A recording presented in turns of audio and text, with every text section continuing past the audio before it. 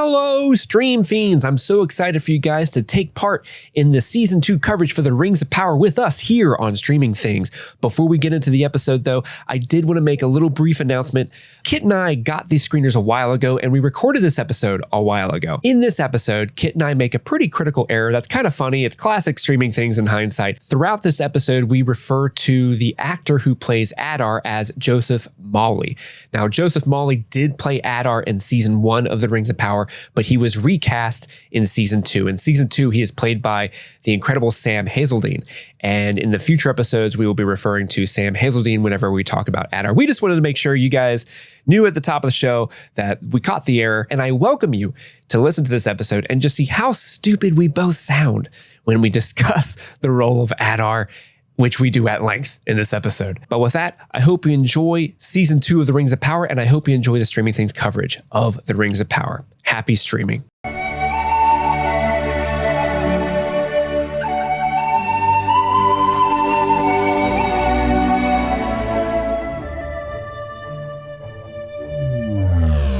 Kick.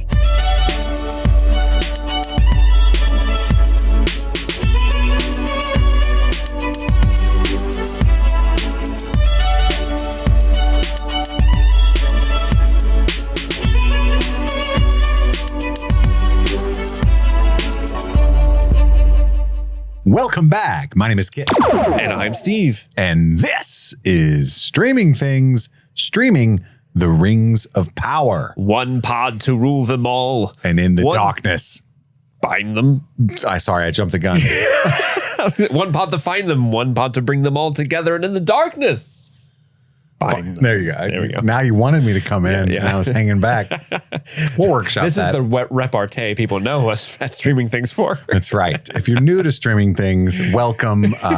You might have listened to our House of the Dragon coverage, maybe all the way back to our Stranger Things coverage. You maybe, any number of other things. The Last of Us. We picked up a few last time we did Rings of Power Season 1. We're just happy you're here. You're here now. But what we'll do is we'll talk about our overall thoughts in general around the room. Andy, our third host, is not here, but he will be here for the rest of this season. And then we'll do a scene-by-scene, play-by-play recap, break things down as best we can. We've sometimes got a segment called Second Breakfast, where we talk about some Easter eggs and references to the book or the lore, anything like that. And then we always have a segment called our Old Toby, our finest moments in the South Farthing, our top 3 favorite moments of the episode. And then finally, one performance to rule them all, our favorite performance of each episode. And that's the way it's going to look. Mm-hmm. Here. The cookies crumble, all that stuff. So we're recording this about a week before the show comes out. We've got some screeners. So we're going to record all of this in advance of the show. Probably most of the whole season will be recorded before you even watch the show. And I say that to say this. If there are much smarter people breaking down each episode all over the internet and saying things that we're not saying, we don't know that. So this is just our dumb brains in this show. Kit, don't sell us short. We were the podcast that by episode 3 of the first season of The Rings of Power, we were already saying, hey, I know who Sauron is. Mm-hmm. It's that Halbrand guy. Mm-hmm. We called that turn so early. Mostly me. Yeah, famously you, #Steve was right. You weren't even here on that episode where he was revealed. That was technically such a bummer because the whole season I posited to you and Andy, and you were like, oh, that's a neat theory. And then around episode 4 or 5, you're like, it's definitely not happening, Steve. Let it go. And even I was a little worried. I lost my way, but I kept to it. I'm like, no, it's him. You can't deceive a deceiver, motherfucker. And then of course, the season finale when they reveal, or was it the season? Yeah, it was the season finale where they officially reveal that it's Sauron. I was not on that episode. It wasn't the finale that you missed, was it? That seems important. I think it might have been because it was Blink that year. Probably so. Yeah, I had to work. Blink and you'll miss it. Mm-hmm, mm-hmm. But I remember watching it by myself because usually we watch the first season together. You, Andy, and I would watch the episode and then go turn the mics on and record. And that was the first episode of The Rings of Power I didn't watch with the two of you. And they had that reveal that Halbrand was Sauron. And I was just laughing just so hard. Like, of course, maybe the greatest prediction I've ever made in my life. And I'm not even on the episode to discuss it. Can't even gloat. And haven't been able to talk about, well, we did a recap So you got to gloat then a little bit, I'm sure. That was a long time ago. That was so many shows ago. That like 2 years ago, man. Fuck, they just take forever to make. I know. But I just want to say, hopefully you're caught up on what happened in season 1 pretty much. If not, hard to follow. However, I will be referring to the stranger as Gandalf, even though that's technically not confirmed. Oh, you're shooting your shot? Well, I think it's pretty much just, maybe they don't even have the rights and they're just going to allude to it constantly. You know what I mean? I'm not sure.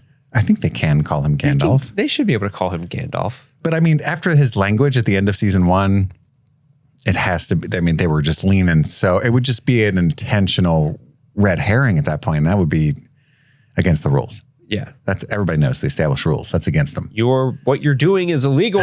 Exactly. So I'm just going to call the guy Gandalf. Okay. I'm going to call him the stranger. Really?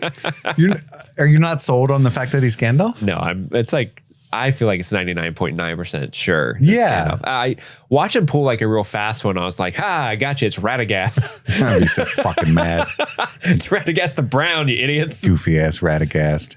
That's the only warning I wanted to put out there. But we're back, baby. We're back. We're Rings of Powering. We're powering through season 2, episode 1. We also don't have the episode titles on the screeners that they sent. That's a frequent problem here in Streaming Things, as you know. So I'll just call it episode 1, baby. Episode 1.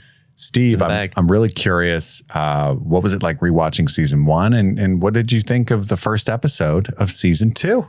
Well, first off, I just want to say, you can go back and watch or listen to our episodes of Rings of Power season 1, and you will kind of see 3 boys super high on Lord of the Rings. I mean, go and listen to our Lord of the Rings episodes, the movie trilogy. Those are, we get a lot of feedback that those are our best episodes ever. So please do that and then come back here. But if you listen to the first season, you'll hear 3 boys who are just like so into it, like, yeah, we're going Lord of the Rings, huzzah. And then by the end of the series, we're just kind of like, okay, it ended well. I mean, but man, we weren't really super high and positive on the first season. I don't think we hated it.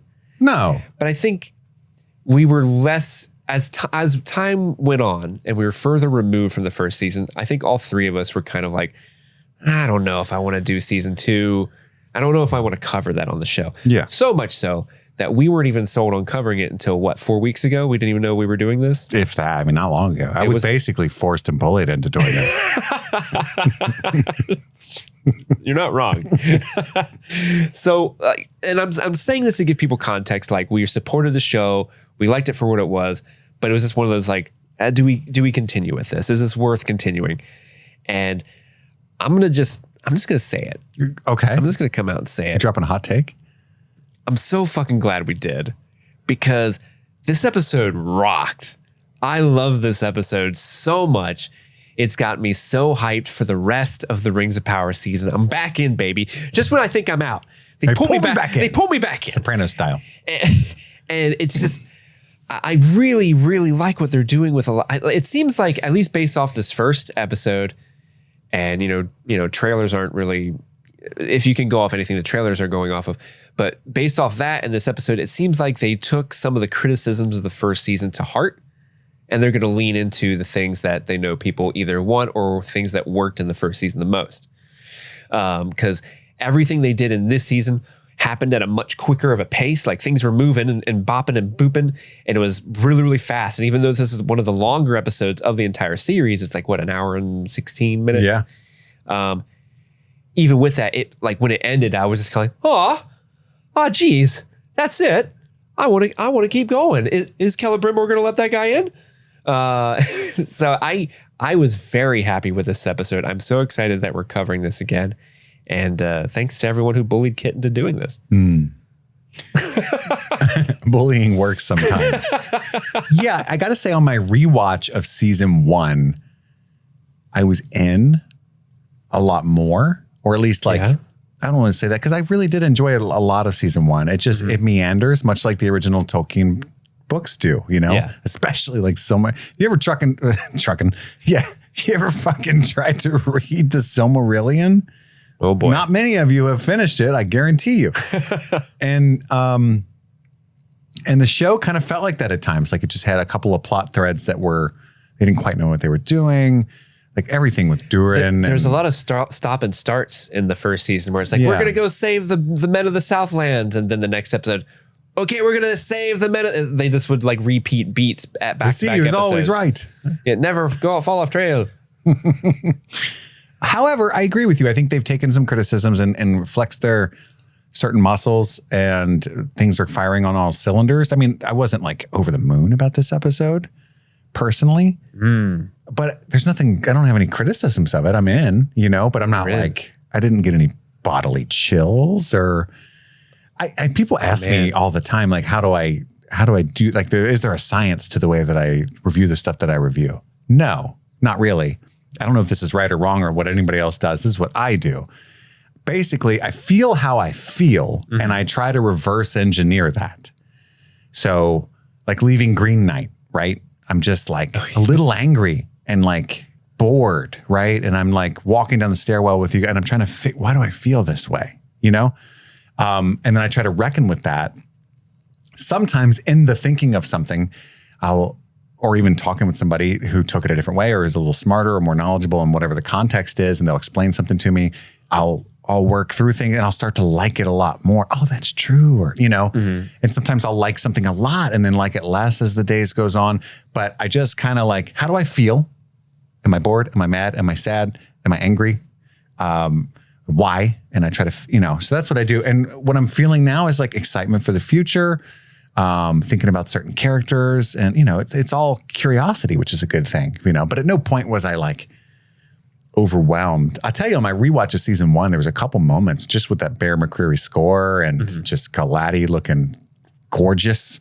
Galati Batty. I was overwhelmed. I had like tears filled my eyes at just the swell of music in the shot of a tree sometimes, I mean, that Galadriel theme in and of itself, you pair that with some of the imagery of Galadriel is like, yes. Break it to me. Get you every time. Give it to me. Yeah. But I'm in, man. I think this is great stuff. What I love about this show, I will say this. What I love is they do a really good job of laying tiny little Easter eggs that aren't even really Easter eggs. You can't even be sure they meant to do that, but they just remind you of the original Peter Jackson trilogy in a way that's like, because that is one of my favorite things of all time. Yeah. There's a line in this episode, for instance, where she says, "He is no man." I don't think they meant to do anything by that, but I am no man. That's an iconic line almost from the trilogy, right? Yeah. Little moments like that, or the overhead shot of the 3 hands and the 3 rings. It's a tiny thing, but it doesn't feel like insulting. Look at me, fan service. It's just like, okay, And of course the production design is gorgeous. The performances are wonderful. But yeah, I'm excited to see if they got the kinks out and we got a little more action, a little more stuff, I think streamlining it just in this one episode, this episode's singularly focused for the most part on Halbrand / Sauron's journey. Yeah, but that doesn't mean... I know it doesn't mean anything, but I think... They could easily just all of episode 2 be some bullshit. Oh, no. But my point is, though, I think that it's good that they're streamlining things, because in the previous season, you could like spend a whole long time with this person and then go to this person and then go to this person, and it'll take you forever to swing back around to the storyline you're actually interested in. Right. Which, again, it's too early to tell if they're actually going to do that. But I think this episode in particular really benefited from like focusing on this backstory for Sauron and how the elves are dealing with the rings and everything. In fact, the only time and point in this episode where I felt the momentum and the pacing just sort of slow, it didn't become meandering, but it definitely slowed down, and not in a bad way, but it did slow down. And that was when it went back to the stranger and Nori, and they're just kind of like, oh, someone's following us. That was the only time where I'm like, okay, okay, it's slowing down. That's fine. But then it like picked back up. So I think if they can kind of keep this lightning in a bottle working, I think they got a good show on their hands. I'm saying. Because the first season, one of my favorite things about the first season is it had so many good little anecdotes or idioms, like little lines of dialogue. We still quote them to this day all the time. Rattle and dags. Give me the meat. Give it to me raw. Have the wheels fallen off your cart? Like stuff like that. And I hope we get... We got one in this episode. We did. Big fan of that one. I'm looking forward when we get there. I love those little lines, and I hope they keep that up as well in the second season. I agree with you, and I do love the cast. Shout out to Markella Cavanaugh, who plays Nori. You look stunning in this episode. So stunning. I was already back in like Nori. It's like one of those. It's a good feeling when you can be like Nori. Just a perfect. Morvis Clark needs no introduction from me. No, the laddie. Your thoughts are well documented. Charlie Vickers, Halbrand. Can I just say, himself. A lot of season 1, we were kind of like, oh man, this Halbrand guy is so boring, blah, blah, blah, blah, blah. Charlie, I know you're listening. I apologize for anything I ever said about you. I love you to death. Like I whenever he's on screen in this season, I'm just like, okay, here we go. What's he doing up now? Well, is he cooking up a deception? Is the deceiver deceiving? Once we saw the the Volturi version of Sauron, the head of, I don't forget his name. My wife will kill me for forgetting. Michael Sheen. The Michael Sheen version of the vampire from Twilight version of Sauron. It's like, oh man, Halbrand's kind of cool. I love him.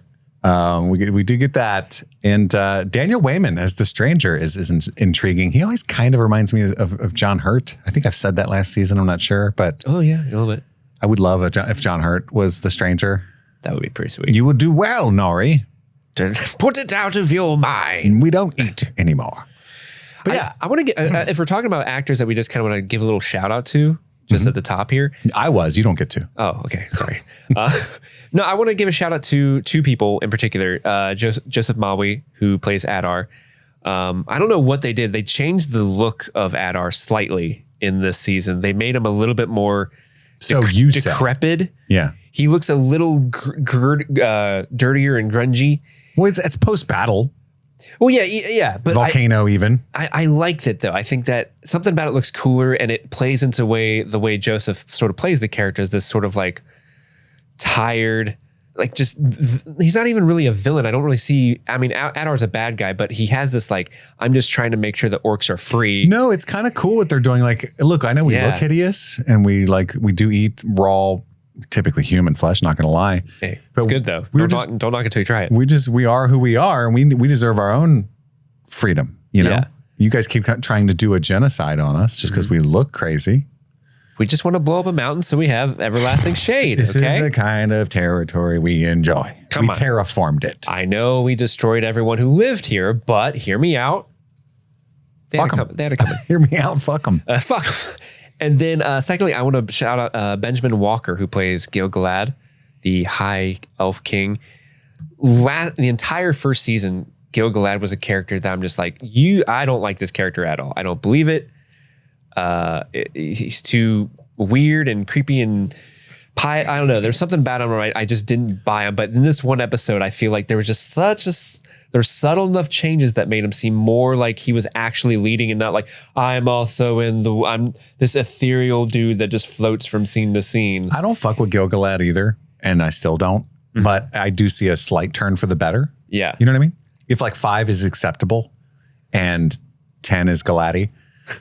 He said that 5? No, he went from a 3 to a 4. He's making improvements. You know what I'm saying? Yeah, I see what you're saying. I just want to shout that out. Like one is Theon. And Theon? Yeah. You mean Theo? Theo, yeah. Sorry. Too much Game of Thrones. Game of Thrones, yeah. Alfie Allen's in this? I wish. Are you telling me there's a chance we can see Alfie Allen's dick in Rings of Power? That would make it a 10 out of 10. Yeah. And cock ring of power. Then new listeners, here you go. Welcome. We're coming out hot. Are you ready to get into the recap now? Did we get enough overall thoughts? I think so. We're good. Okay. So the whole episode starts off with this, again, to remind you of the trilogy. They did this in season 1 too, and it made more sense there. Like the preamble, the prologue, the giant battle. They were somehow able to give us the prologue we crave again, with like some backstory to how Sauron became Halbrand. And at first I was confused because I thought he was going to be the Volturi the entire season. And I was like, what the fuck? A weird choice. You're like, no, it's a flashback. And I was like, what do you mean it's a flashback? He just went back to Mordor. We saw him walk in the previously on. I'm confused. But no, it's what it was. It was a giant flashback. After the death of Morgoth, Sauron took over and was trying to like sell himself to the orcs. And Adar is trying to protect them because he's doing the Lord Farquaad, you know? Many of you will die. Some of you may die. And that's a risk I'm willing to take. But he kind of says when evil dies or whatever, when evil, I don't know, when a power is defeated, it takes on a new form and grows stronger or something like that. Kind of showing us that's what he does, you know? Yeah. He's basically like Voldemort. Every time you kill that motherfucker, he just like and like slinkers away and like has to feed on a unicorn for a while, I guess. And I like his sort of his worldview is he seeks a power over the flesh so that he can, and he's going to use powers from the unseen world so that he can sort of manipulate people into joining him rather than conquering. And so in his mind, him controlling the world like that is going to save the world and everything. Yeah. It's another twisted way, but it's cool to open up the window into Sauron's mind and see what his And he wanted to do it motivations with are. Galadriel. Yes. He was like, you could fix me. She's like, I don't think I could. I don't think I could fix you. You are damaged goods, buddy. But yeah, they're bringing Sauron down, man. I love how they're introducing this sort of this concept of the orcs, and as you mentioned before, Adar wants to protect them, and he just wants them to have a life, and Sauron wants to subjugate them. And I love. It's so weird when you think of Lord of the Rings, you think like oh, Sauron, he's got his orcs, and so seeing the orcs like Sauron lies, we don't like him, Fuck him. say go stab him in the back, it'll work out for you if you do. Yeah, Billy, you can do it. I'll get him. You're too slow, Billy. I was. And as soon as Adar picks up this crown, I was like, that's a real stabby crown, man. I wouldn't trust a guy who kind of liked me to put that on me. I'd put that on myself. You only want to pick people who really like you, not kind of like you. For sure. And look what happened. He got stabbed in the neck. I like his little, gotcha. Yeah. He got him a little gotcha twist. And then they all fucking stabbed the shit out of him. And it's like, he's like Caesar. It was a really cool, like, et tu, Brute moment, you know? Et tu, Adar. Yeah. And I love how because it's Sauron. We know he's a super powerful force being. Is he he's a Maiar? Maiar. I believe so. Just seeing how they like have to have an army of people just continually stabbing him for a while before he's finally quote unquote dead. Yeah.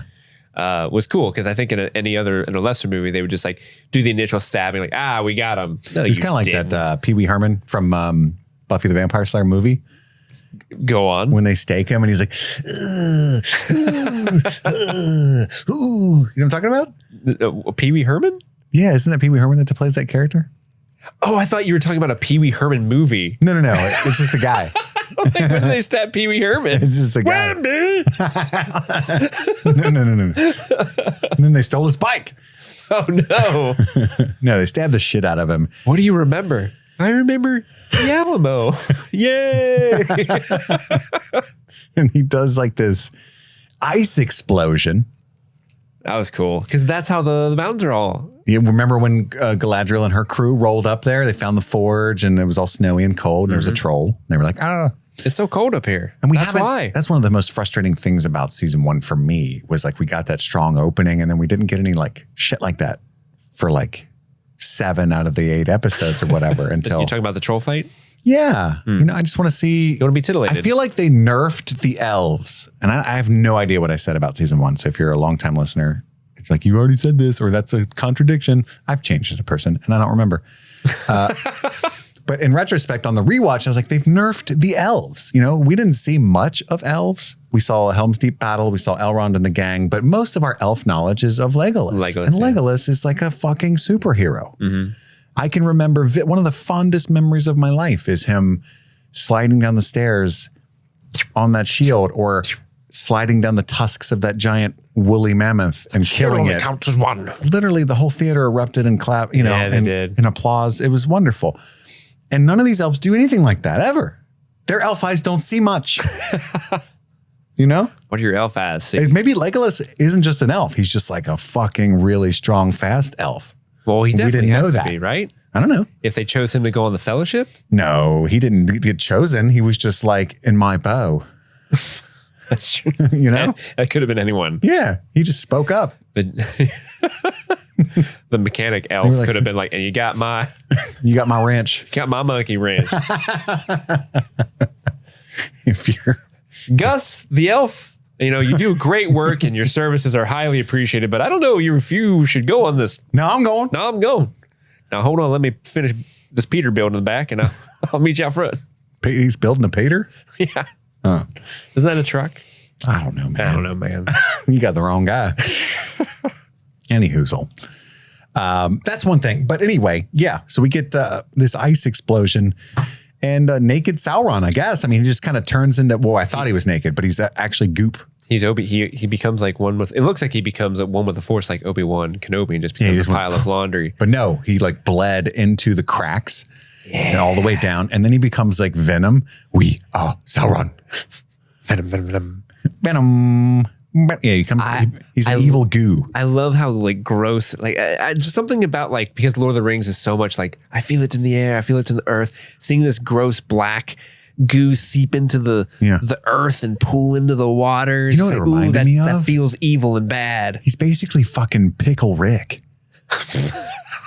You know what I mean? Go on. Because he like gets that rat and then he gets the lady and he becomes a man again. But that's what Pickle Rick did. Pickle Rick. He was just a pickle until he killed that rat. That's true. And he like built like a little suit and he kept getting bigger and bigger and Yes, you're not wrong. It's actually pretty good. It's his Pickle Rick Sauron. And the Sauron goo gets run over outside by this wagon. I don't know what that lady was doing in that wagon out there. She's just living. And then he eats her. So, but then he runs into these guys fleeing orcs and he sees this man who has that ancient royal symbol around his neck, the one that we've seen Halbrand with all through season 1. And there's these little it's a reminder that fortunes can turn for even the most powerful. An obvious reference to what just happened to Sauron. And a grim or hopeful reminder. I don't like that. That's not cool at all. I'd like to forget that. Thanks for reminding me, old man. And that guy keeps trying to like be his mentor and knowing that it's like the most evil embodiment in human form to ever walk the earth is so funny. It is funny. You're a good dude. I can tell. I know these things. Great as a character I am. I've got a good feeling about you. I love how throughout the scene plays out like this. It begins with him going, that way leads to death, friend. You don't want to go that way. That's where the orcs are. No. Sounds like you've got a choice to have. All right, you can come with us or go to death. You sure you don't want to go here with me? We're going down the road. Asking you one last time. You can still come. He just keeps getting further and further away. You sure you want to come? I think you're cute and you should come with me. I want to run my hands through your hair. You could hold my sack if you want to. It's from an ancient line of kings. My family served him. I wear it around my neck. Yeah. All right, so they gets on the boat with him, and there's that sea beast that we saw. The worm. It's a worm? That's what the one guy called it. Really? Yeah. You sure you wasn't talking about? Scotty Too Hottie doing the worm.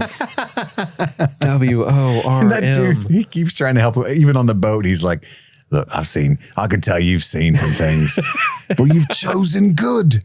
And you can just keep choosing good. It'll becomes a part of your nature. Also, you got a choice to make. Yeah. You can come with me down here. Anyway, nighty night. I do love how, because they kind of play with the scene where, he's learning how to be good, right? He's hanging out with these people. He didn't go for his revenge. He can do good until it's part of his nature, but immediately he's like, I'm taking that purse. I need that. I need that. I don't know why. And I'm confused. I'll be honest. I'm confused as to the extent of his powers, right? Because how powerful is he in this moment? Yeah, is he reduced in this form? Because he took 30 plus stab wounds and then was able to do an ice explosion. He obviously had super strength. He had some kind of magical abilities as well last time. Mm-hmm. He doesn't utilize any of that we've seen in any of the fights that he's been in. He lets himself get kidnapped by orcs. It's kind of a loser move. And you got some stank on that orc word, orc got kidnapped by orcs. Just because. They couldn't even do that to me. Legolas can kill 100 of them. Sleeping. So I assume Sauron could at least take 150 out. Yeah. And anyway, I know he's mainly just a deceiver. He's deceiving. He's deceiving him. Oh no, here I go deceiving again. The problem with that is it's you have to, it's like when you have a character who's the smartest person in the world, you have that same problem, where it's really hard to get most people to buy into it. For instance, at the end of this episode, the way that he tricks Adar is super lame to me. I was super let down by that. You know, when Adar finally we'll get to it. I'm excited. I'm excited to see what you think. But anyway, he's on the boat and he's like, you better hold on to something. He's like, I'm giving you an option. You might survive this. I don't know. I just have something that I'm going to do. Is the way I read that at least. And then the worm, the fucking shark busts through it. You're like, we're going to need a bigger boat. Oh. And then the Chief Brody? Yeah, that guy's trapped under a beam and he's like, help me out. I've been giving you all this good advice. Now's your time to choose. Come on, friend, choose to be good. He's like, I'll choose your necklace. It's no longer a part of your nature. No. I put so much emotional bandwidth into you. You are my new child. And that's when Galadriel shows up, when she fucking swam across the whole ocean. Mm-hmm. Looking amazing somehow. Yeah. It was maybe headed in or out. Another mystery of the island revealed. They end up on the island from Lost. It'd be amazing. This episode of Streaming Things is sponsored by BetterHelp. BetterHelp. You know, Steve, there's something I need to get off my chest. What's that, fella? It's been weighing on me. You know that I resigned at the day job recently, right? And I've been a little scared. There's a family to worry about. There's health insurance. There's capitalism. Sounds like a stressful time. But we all carry around different stressors, big and small. And it feels better when you bring something to the light and keep them bottled up. It can start to affect us negatively. And therapy is a safe space to get things off your chest and to figure out how to work through whatever's weighing you down. In my case, it's all of the stress, the misery, the fear. But I had to come over here and share that with you, and I felt better. You know, that's a real thing that happened. Yeah. Unloading all that on you and Erica and feeling better myself. That sounds like my Friday night. Sometimes you just need somebody to listen. So if you're thinking of starting therapy, give BetterHelp a try. It's entirely online, designed to be convenient, flexible, and suited to your schedule. Just fill out a brief questionnaire to get matched with a licensed therapist and switch therapists at any time for no additional charge. If you're not vibing, that's completely fine. So get it off your chest with BetterHelp. Visit BetterHelp.com/streamingthings to get 10% off your first month. That's BetterHelp, HELP.com/streamingthings.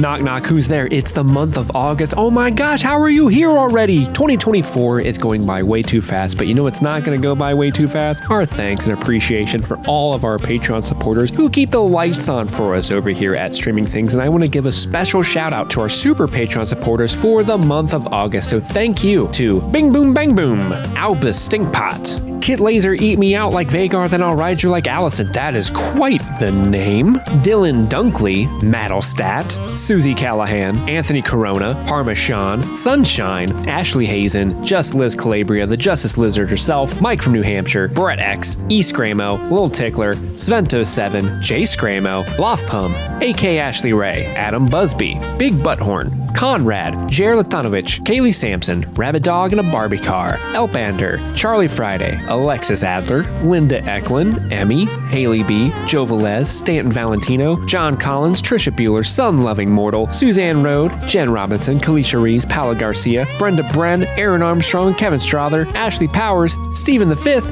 Casey McCain, and Enza. Thank you all so much for helping us over here at Streaming Things, and let's get back to this episode. And then we cut to Galadriel in the present day chasing Elrond, who has stolen the 3 rings of power forged by Celebrimbor. Thief? Herald Elrond bids you follow. She doesn't get to him in time, and he ends up at the High King's crib, and the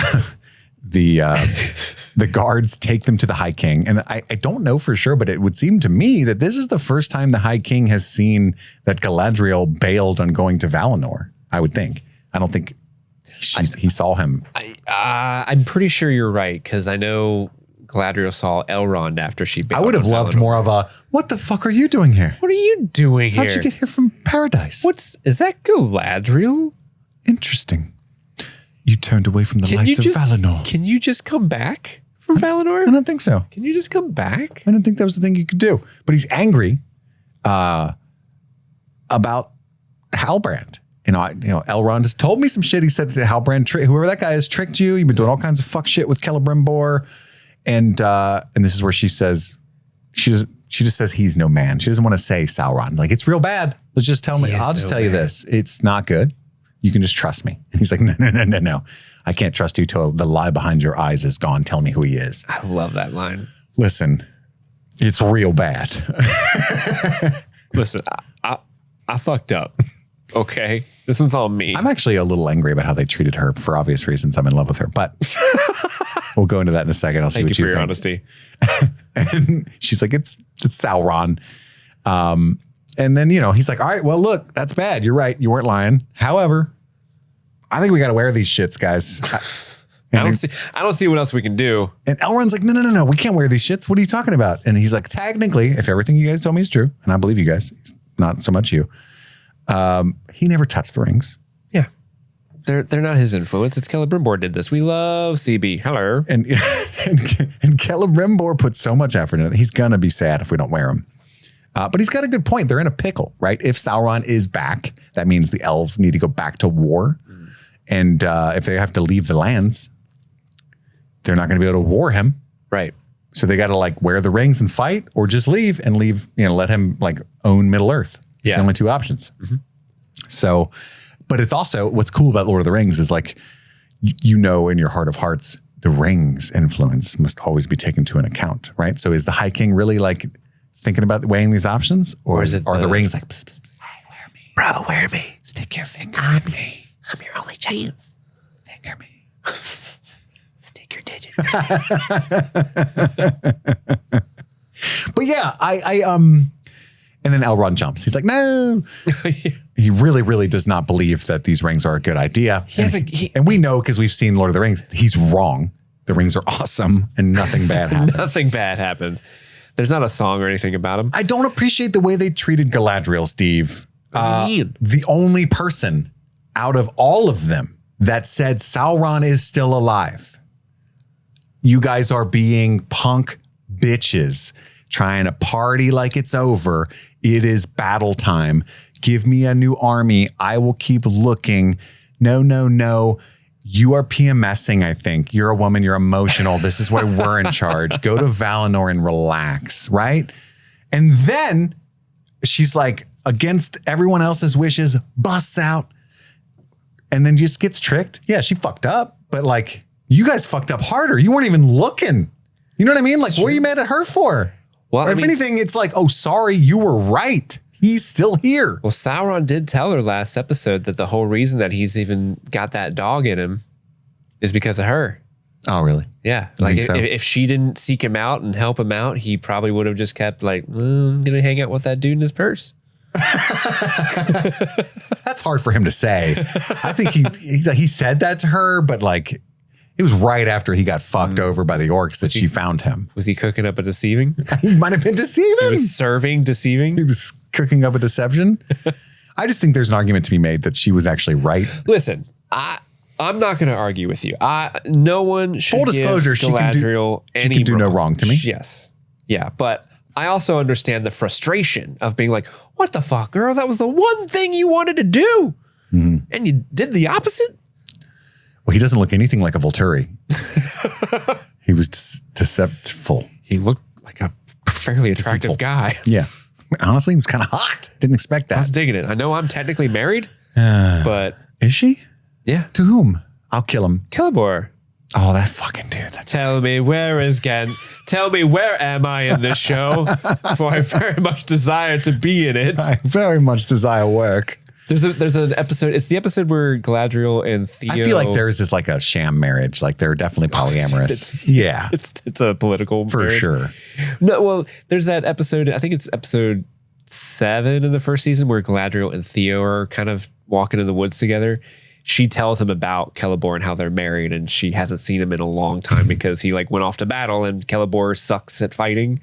And the last thing she said to him was you look like an idiot in your armor. Tell me, does this match Tell my me, boots? where is my belt? For I much desire to wear pants. What a douche. Then we cut to Mordor, where Adar is currently ruling the orcs. Fucking Waldreg, the bartender, is still there. Fucking Waldreg. Yeah, I love orcs now. You swear allegiance to Adar. You'll bleed. There's a lot of really cool makeup, a lot of cool practical designs here. Some of those orcs look fucking incredible. Awesome, yeah.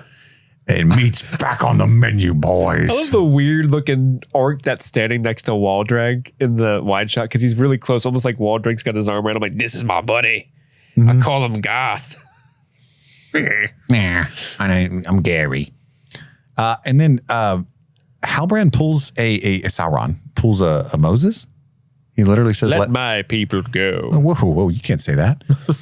And then, he says, oh, by the way, I heard something about a plan you guys know about something about a power over flesh thing. Sounds an awful lot like what Sauron was wanting to do. He calls him Sauron. But that's not my business. Yeah, all right. And he's like, I'm not going to tell you where he is, though, unless you free my people. Why does Sauron want his people freed? Is it just to continue the ruse of pretending to be the king of the Southlands? Probably. Or, okay. That's a pretty quick answer to that. What was your other idea? I don't want to shoot down your other ideas. Maybe he has some kind of he wants to actually, I don't know, lead the men to make them evil or something. Maybe.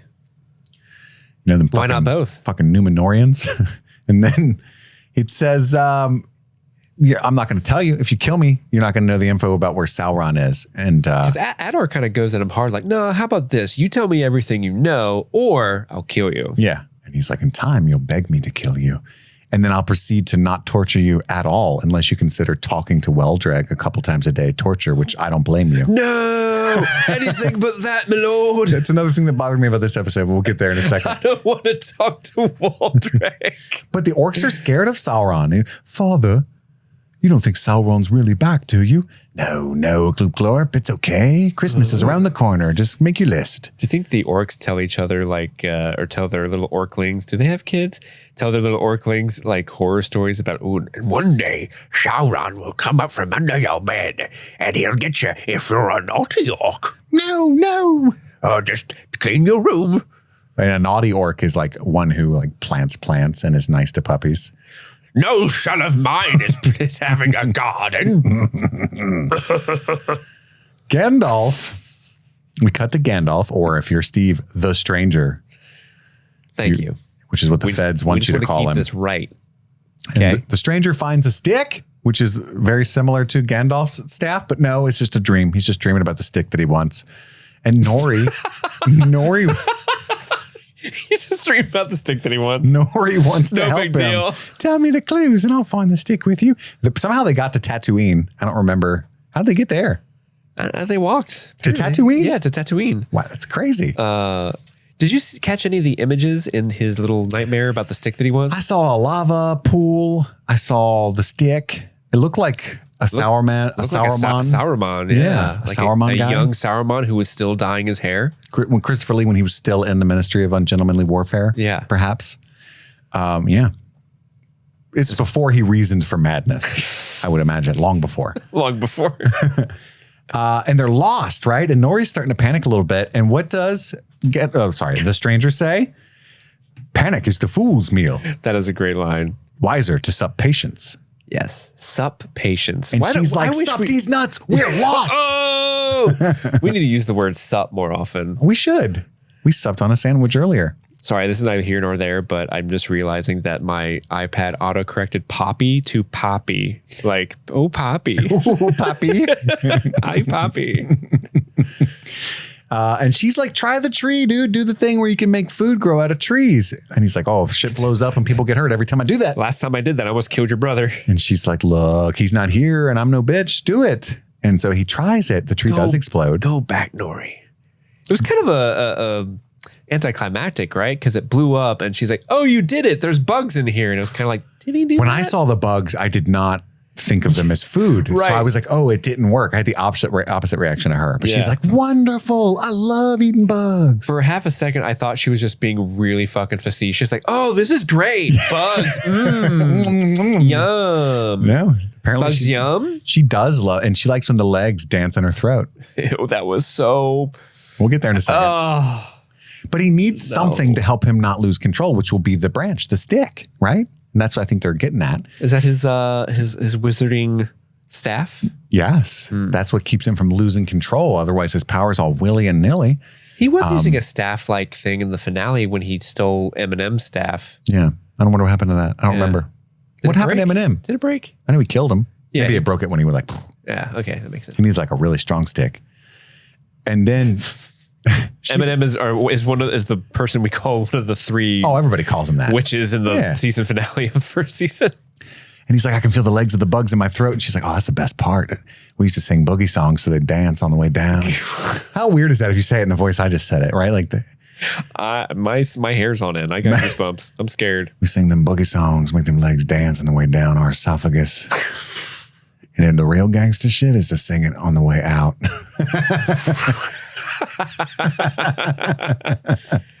Da da da da da. In about 10 to 12 hours, we're going to sing that song. And they talk, she misses her home, and he says he misses his home, and she's like, you don't have a home. It's so mean, basically. Yeah. He's like, I vaguely remember it. I love how he's like, he doesn't remember his home, but it's a feeling I can't remember or name. Yeah. It's just beyond the sunset or the sunrise. I don't know which one's which. Goddamn right. And then they're being followed, he realizes. So he puts out the fire. And again, we saw like the sand people that are on Tatooine. What do they call? What's the proper term? Tusken Raiders. Yeah, we saw some Tusken Raiders, which is apparently more proper to call them after the place they supposedly raided than it is the place where they reside. But sure. Sounds like propaganda to me. We cut back to Sauron. He's in there with a scary monster. And I think it's those dog things that the wargs. Wargs that, orcs ride. Yeah. I like how in this series they're taking the wargs and they're like making them more diverse looking. Like there's maybe different breed There's of good texture warg. to them, yeah. Yeah, because the classic Lord of the Rings warg are just like big wolves, basically. They remind me of the hyenas from Lion King. Yeah. Like Whoopi Goldberg one, specifically. The one with the... Not the Cheech Marin one. That one's cool. What was the one that was not... it didn't communicate verbally? Yeah, the Tasmanian devil looking one. Yeah. Waldreg tries to get the information out of him by teasing him with food and then like beats him a bunch. And that's the most torture that he gets though. And I feel like if you're a fucking orc, you're like this embodiment of evil. You could do more to Halbrand than tease him with a chicken bone and punch him. Hey, are you just for upset? A day? And then he gives up. Are you just upset that this TV show is rehabbing the orc culture? I just think it's funny. They're whitewashing the horrors of war crimes that orcs do. I don't know why you called them whores, but what they're doing, they're nerfing again, my guy. Okay? Adar is like, you will beg for death by the time I am done. Oh, really? I'm not scared. Oh, you should be, because watch this. An unseasoned chicken breast. How about that? How about this 85-year-old man and his ferocious punches? How about that? Hey, don't knock Waldreg's punches. Neither of those things broke him. All right, I'll set his people free. He's too tough. I read that completely different. I read that as like he got that little earworm from Sauron. The deceiver. That Sauron was back and he was acting tough. Like, hey, we're going to make you want for death. But then like over the next day or so, he was just too worried. We need to hurry this up. Yeah, I really want to know about Sauron. I want to know about that. Sure. I mean, you're right. That's the whole thing, right? But again, that's the thing I was alluding to earlier. Like it either works or it doesn't when you're like the smartest man ever. And it's like, it seems like a little Deus Ex Sauronica to me. Sometimes, so far. I like Sauronica. I made that up. Yes, Waldreg throws the food away because But then he gives a dog a bone. Yeah, he does. He does give a dog a bone. And he's able to... He Caesar Milans him. Put like a spell into that bone. Yeah, he's like, no pooping on the carpet. That's true. He's got, what is it, like the little water spray? I was doing the Caesar Milan, like that little noise he does. Oh, I don't know. Yeah. Not familiar with this. Do you know Caesar Milan? I'm not familiar with this game. You don't know Caesar Milan? I neither know him nor Shaun White. Man, I'm making so many pop culture references this week that you do not know. Maybe the culture's not as pop as you think it is. Caesar Milan is the dog whisperer. Okay. You should have just said that. Or Dog the Bounty Hunter. I would have known that one. Well, that's a different person. So you can bring him in somehow. Totally different person. I'm with you. We go back to Linden, the Grey Havens. Linden. And Elrond is, he's with the boat folk over with Círdan. He's hiding. And Círdan can smell Elrond a mile away. He's just finishing up what he's doing. He's like, Elrond, you can come out now. Yeah, you come on, sneaky buddy. bitch. Yeah. And he's like, also, I smell that you brought some shit. Something, I can hear it. It's louder than the ocean. Mm-hmm. What do you bring me, boy? I brought you these rings. Don't wear them though. And the High King sends word to Celebrimbor. We cut back to him and he's like, go tell him that Halbrand is Sauron. It's extremely important that you do this quickly. It is of the utmost importance. Make haste, as though Shadowfax had showed you the meaning of it. And then we know from the end of the episode, he does none of those things. He goes to a whorehouse, I'm guessing, and hangs out for a while because somehow fucking Halbrand is able to get there from the Southlands before him. Now, we don't know if that's the case or not. It could also be the case where Celebrimbor is just like, Sauron. hello, I do like the stuff we did together when we worked together. Pretty good at working my metal. I do like metallurgy. That's true. What if he knows it's Sauron? And he makes the deal with the devil himself. Oh, that'd be terrible. Do we think so ill of Celebrimbor? I don't know. CB would do that to us? He's thriving in the muck of avarice right now. That's true. And again, this is where I got really mad because that's where the High King's like, this is all because of you. And it's like, I don't agree. I think it's because of Sauron, personally. But whatever. They can't find Elrond. The people come back like, I think he might be dead. And luckily, my queen Galadriel is there to tell them, no. He's not dead. And escape is not his plan. He's looking for someone older, someone that will command respect even from you, High King. Someone like Círdan, perhaps? The eldest and wisest of us. Oh, good thinking, Galadriel. What is his role? I'm not familiar. He's a boatswain. He's a boatswain. What he does is he works the wood and makes magnificent crafts of sea vessels.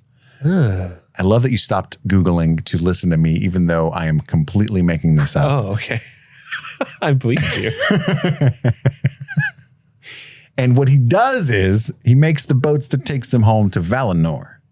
Interesting. I made all that up. What do you think about that prediction? You did make all that up? Yes. It was very believable. Oh, okay. According to the wiki, he is Círdan the shipwright. Yes. Was one of the highest and most noble of the Sindar, lord of the Falathrim. Sure. During the first age. I was and master of the Grey Havens through the second, third, and fourth age. He was one of the wisest, most clairvoyant of the elves. He is clairvoyant. He smelled the rings. The second age and the oldest known elf in Middle Earth. We knew all that. So all I added was the boatswain and the shipwright, right? Mm-hmm. I don't even know if that's a word, but... I like boatswain though. Sounds fun. Sounds like a party. We're a boatswain. Círdan, boatswain, baby. Any hoozle. He smells the rings. Where we at? And Elrond's like, look, we got to destroy these. That's what I want you to do. And Círdan says, okay, great. I know about this deep hole in the ocean. Crazy shit went down. This hole is so deep, James Cameron could not go down there. That's deep. And that's where you should throw them. But they're interrupted by the arrival of the High King Gil-galad and Galadriel. And Galadriel's like, look, I want to talk to him first. That's my dude. Give me that at least. Okay. And she goes in there to try to convince them. Remember, we made this plan. With the three of us, there is balance. Yeah. And she's like, I know for a fact that the rings have not been corrupted by his influence. And he says... Yes, but are you? Meaning, have you been corrupted by his influence? She can't really answer that. Ooh. She's like, wait a second, where are the rings? Because so much of her backstory was like with her brother, was it Finrod? Is that her brother's name?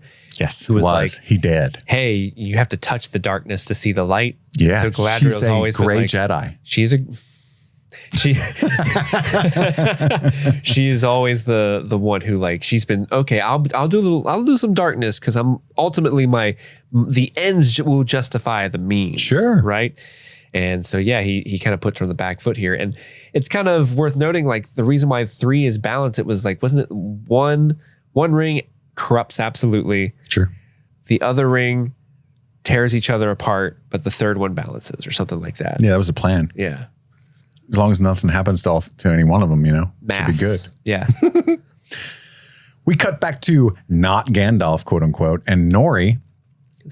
They're trying to catch the sneaky person, and it turns out it's just Poppy. But we've already seen the Tusken Raiders, so we know that that's not Poppy. In fact, it just happened to be Poppy in this instance, right? But Poppy's brought some snacks. It's your Poppy, and apparently they're like not very far from where they last were. So she's like, "I just thought I'd check on you. I saw you over here fucking around." Well, they've been going. I feel like they've been going in the same loop for like days and days and days, and Poppy just be like, "Hey, guys, haven't She's gotten watching far. From the hill, like, what are they doing? Had the wheels falling off your cart. Don't forget to sing the Wandering song. I love how she brings them really important information that would help them in their journey to find his stars, which is the Wandering Song. Yeah, she found some maps. I found all these maps from Sadok's, map room. His map room. We should have thought to check that before you left the first time, but good thing you weren't far away. Yeah. But he says he's been where they are now before in his dreams, and the Wandering Song was actual like pointing out the way markers. So they were supposed to sing that. What a boon. What a boon. But the sand people are still chasing him. So is Poppy just going to be with him now? I guess. That's unfortunate. Poppy is the Sam to what are you throwing shade at poor Poppy? What's this? What's I this? like the vibe Nori and Gandalf had. Oh, well, you know what the vibe needs? Poppy. A Pippin. There's always got to be a Pippin, huh? I think there does. Not your Pippin. Oh. We cut back to Círdan, and he is influenced by the rings. That's what the rings be doing. We've seen that many times before. Everybody needs a Sam, as you pointed out, in order to resist the influence of the rings. I wish somebody had stood up then, picked up Círdan and thrown him into the trench. But I can carry you. Let us be rid of it. And then Adar goes in to talk to Sauron. We talked about this earlier. He said, I set your people free, Mr. Moses. Now, I need you to tell me everything you know about Sauron. That was the deal. And he's like, well, I don't actually know that much. He's taken a form. That's all I know. It's different. He looks different. I don't know where he is. Oh, so all this was for fucking nothing. Hold up, it's bro. not for nothing. Because check this out. Check it. You let me go. I'm super tight with the elves. Everyone knows this. I'll figure out where he's at. I'm a smart guy. And then you can kill him with your legions. That's the worst plan, the most unconvincing thing you could ever tell a villain that has you in their captivity. And it works somehow. Because he's desperate. Let me go. He's desperate. And I'll go talk to the elves. He's scared of Sauron. He does. He fear him. So you're just buying into this because you're like, it makes sense to me because he's so scared of Sauron. Yeah. Wouldn't you be scared of Sauron? If I was Adar? Yeah. Yeah. Yeah. There you go. Really, I don't know why I put that qualifier in. If I was anybody, I would In the be. beginning, Adar was like, he was telling, I think he's telling Halbrand, like, hey, or Sauron. What's funny is if he just killed Halbrand, though, you wouldn't have to fear Sauron. Because that is Sauron. I wonder if he like tried to kill him, if it would just be like the ruse would just be completely, the veil would completely lifted. Like, oh, the one, I can't cut off your head because you're Sauron. Everyone get the knives. We got to stab him a bunch more times. He's turning into the goo again. Oh, he's gone. Oh, he's gonna make Mordor ice again. Damn it! How do you kill Sauron? Well, you take the One Ring and you. Oh yeah, that does kill him. Well, that's when he imbues his whole like essence into the One Ring. Sure, but he hasn't done that yet. So you have to somehow destroy his essence. Yeah, throw him into the volcano, maybe. Probably, yeah, that would work. Well, they already threw lava at him. They blew up the volcano. Was he there when? Oh yeah, he was there. Yeah, but he like disappeared. We don't know what happened to him. He used his powers like stop lava. Stop it. Lava, stop. No. Lava, stop. Stop it, lava. I'm Sauron. I'm being very demure. Very mindful. Very mindful. Sauron says stop. Sauron didn't say Sauron says. Oh. Yeah, so he's like, hey, look, I've got the trust of the elves. And Adar's like, okay, but first you gotta, and I did like this moment because he's like, all right, well, pay homage to me, swear fealty to me immediately at my feet, Tarantino style. Yeah. And he says, he changes it. I vow to serve the Lord of Mordor, which is me. As if there would be some kind of magical binding to him making the promise. So he had to be a little sneaky bitch like that. It's sneaky bitch fantasy movie version of crossing your fingers behind your back. Cross my fingers. I dug it though. I'm deceiving. And then the puppy kills Waldreg, which is nice. I do like how you see Sauron on his horse and you hear the screams in the background. He's like, ha, got him. Got him. I'm excited to see Bronwyn. Yeah? Yeah. Why did you think of Bronwyn in this moment? Because of Waldreg. Oh, okay. And that's how we were introduced to Waldreg. Remember when Waldreg killed Theo's friend? Good times. It's actually, it's super ironic because the first time, so Waldreg leads the men in season 1 to Adar. Sure. And he's like, I pledge myself to you, Sauron. Yeah. And Adar's like, I'm not fucking Sauron. Like, well, who are you then? Like, if he knew any better, he would be like, yeah, fuck yeah, I love Sauron. He's my guy. He's my dude. But he was a little overzealous with serving Adar. Yeah. Which he wouldn't have fit in. He's not an orc. No. Adar doesn't care. He doesn't want him at all. He's not helpful. No. He's not even good as far as men go. I bet he made shit beer. He barely ran a bar. How could he? He only served Dunkels. Everybody hated that guy. Yeah. They were happy he was gone. We cut back to the elves who have now given up completely. Gilgalad is singing the We Gotta Roll Out song. But wait! Círdan shows up. He's got the rings with him. And he's like, look, guys, these are fucking dope. I put one on. This is the one I picked. You guys can have the other two. And the Galadriel's ring goes to her. Oh, I love a classic ring falling downstairs so you can get the image that it's like, you, I pick you. Here I come. Here I come. And then they all three put the rings on. So the wearers are Círdan, Gilgalad, and Galadriel, as the lore foretells. And the tree regrows. And there's a moment, I do love this scene because there's a moment. First off, we get that iconic overhead, the three hands and the three rings shot from the original trilogy. But yeah, it's almost like Elrond is like, yay, the tree. Oh, I was wrong. Oh, not necessarily. I'm angry. You know what I mean? Like there's so many warring emotions on his face and in that of Galadriel's as well that I thought it was enjoyable. Yeah. Any thoughts on that moment from you, Mr. Steve? No, I think you said it best. It was a really good moment. That's damn right. And we cut to Celebrimbor at his new forge. He's very excited to get to work, but hopefully my rings do the trick so I can stay here and use it. We've got and it kind of plays coy with the audience, right? You give a messenger, which we expect to be the elf. That's what made me think the elf didn't get there yet. Because, because the elf's like, he's like from the Southland or from the Lindon. And she's like, no, from the Southlands. And it's like, oh shit. But you're right. It could just as easily be. I bet the elf will get there while he's there and he will kill him. Oh, and then he's like, who are you? That kind of thing. I'm Gary. That's my real name. Oh, hi, Gary. I got kicked out for being too nice. I'm Celebrimbor. Hello. But yeah, and that's how the episode ends with Sauron reuniting at the forge. Reunited and it feels so good. Which isn't good.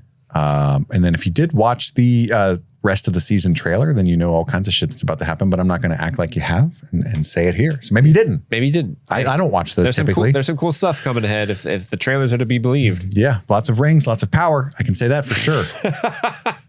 We don't have any second breakfast for this first episode, but we do have our old Tobeys. Our old Toby. Finest moments in the South Farthing. Our top 3 favorite moments of the episode. Steve, tell me, where is Gandalf? What is your third favorite moment of this episode? My third favorite moment is just the scene where the elves wear their rings for the first time. I mean, it's so iconic to see a ring, like I mentioned before, bouncing down some stairs, choosing a ring bearer, and that shot of them putting their rings together like that. That's so quintessential Peter Jackson Lord of the Rings, which is, that's where my fandom of Lord of the Rings really typically sort of is home to.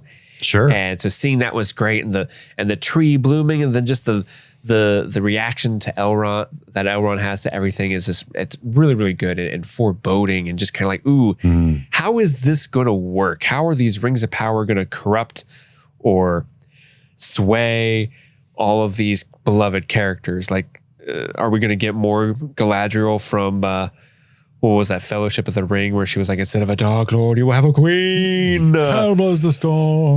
There is a tempest in me. Like, are we going to get more of that Galadriel, which I'm all here for? Mayhaps. And what does Círdan look like when he gets all hussy like that?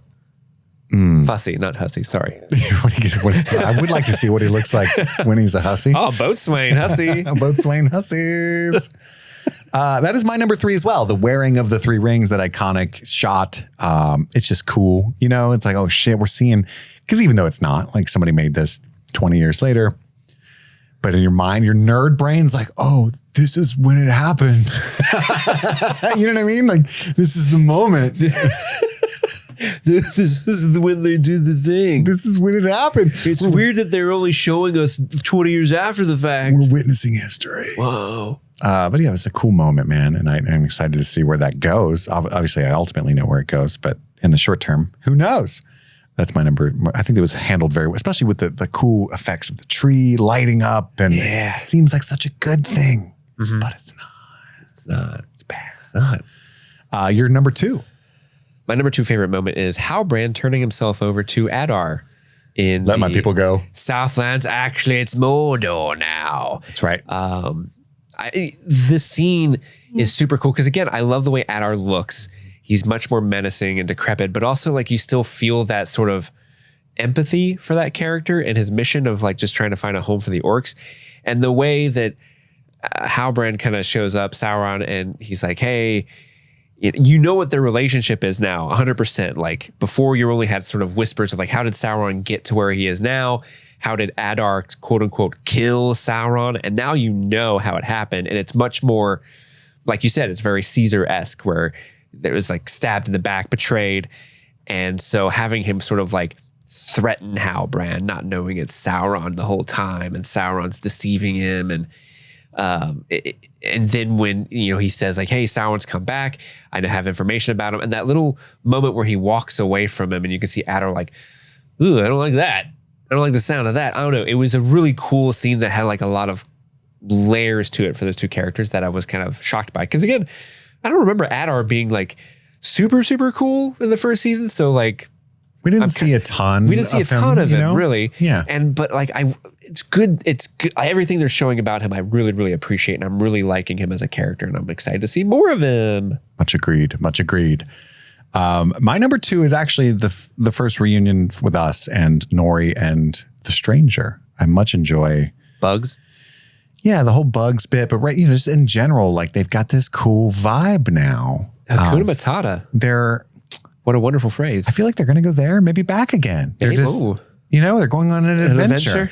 And I feel like we could use a little flute, like maybe a little like, bum, bum, ba-da-da. Yeah, I would. Yeah. That's the theme of the show. That fits with what they're doing, and I like it. You know what I'm saying? Again, I said loving Nori so far this season. I think, she was great in season 1, but just like, I'm surprised at how much I was like, oh, and when I saw Nori, yeah. Like that's how you have deep affection for a character. Things are going good. Things are cooking. That was my number 2. Yeah. What's your favorite moment? I think we have the same one. I feel like we do too. And that is just the Sauron backstory cold open. Yeah. It was Caesar, the death of Sauron / rebirth. Yeah. The Volturi Sauron goes down. Yes. It was just seeing the Volturi, Michael Sheen looking guy playing Sauron. I don't know who that is, but seeing that, and just, you get all the cool imagery of the orcs in the room too. And they're adding this whole thing where the orcs aren't even behind Sauron. So that's different. That's something we haven't really seen before. Yeah.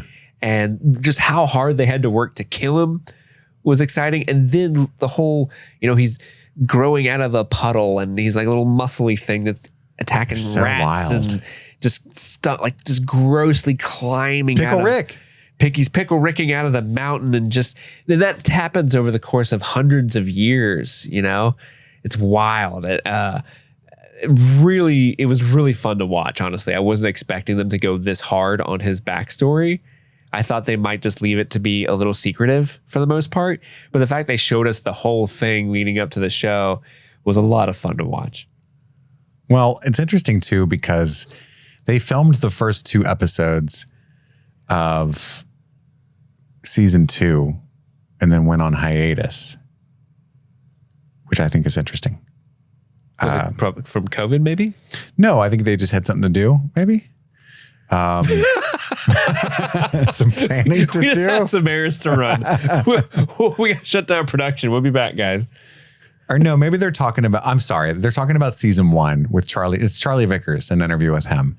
He says that we filmed the first 2 episodes, then went on hiatus. And then with maybe 2 months to go of the hiatus before starting episode 3, the showrunners said, we have to have a meeting with you.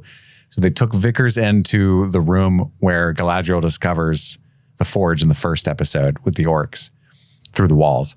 And, Sauron's sigil on the forge. And they said, this is your world. You're playing Sauron. So I guess he didn't know.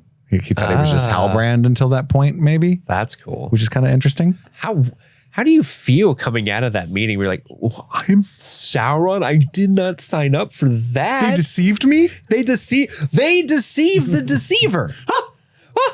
That's interesting. I'm trying to find, because before we give our final segment here, it's our one performance to rule them all. I'm trying to find info, and I swear I still don't have it on the release schedule of this. So I want to, if you enjoyed our coverage of this and you want to continue, I want to let you know how it's going to go down, but I really can't. So if like season 1, they dropped 2 episodes as you're listening to this on the Thursday, then you'll get episode 2 probably Monday. Yeah. And then every Thursday after that will be a new episode, and you'll probably have the episode published as soon as the episode ends on Amazon. You'll be able to listen to it on Spotify or Apple Music or wherever you're listening to this. Yeah. That's the plan. If they only dropped one, then it's just every Thursday. I don't know. You'll see. Yeah. But if they drop 3, like they do a lot of times, TBD. TBD. That's true. Yeah. Because we kind of have to record next Sunday. For sure. We'll be doing all these before. By the time episode 4 comes out, we'll have all of these recorded. Probably. So we'll have to based on how long they let us have these. But anyway, now it's time. We'll wrap everything up with our one performance to rule them all. Steve, I think we got the same one. Do we? I'm giving it to Sam Hazeldine. I don't know how to pronounce it. Hazeldine? It's Adar? Mawle. Giving it to Adar. So we are giving it to the same one. Yeah. Yeah, I think he's just incredible. And I think better work than season 1, or maybe they're just giving him more to do. But you see the pain behind his eyes. You see, he reminds me of Frankenstein's monster in the show Penny Dreadful, you know?